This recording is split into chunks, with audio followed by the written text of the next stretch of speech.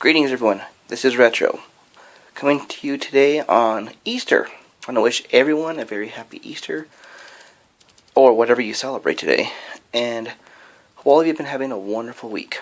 It has been a while since I've been around, but hopefully I should be able to get back into the swing of things with the model I have ordered. Can't say nothing yet until it comes in, to be honest. So once that's done with, I'll happily post a video up. That'll be for Cryptix Challenge for May, and I'll see what else I'll do.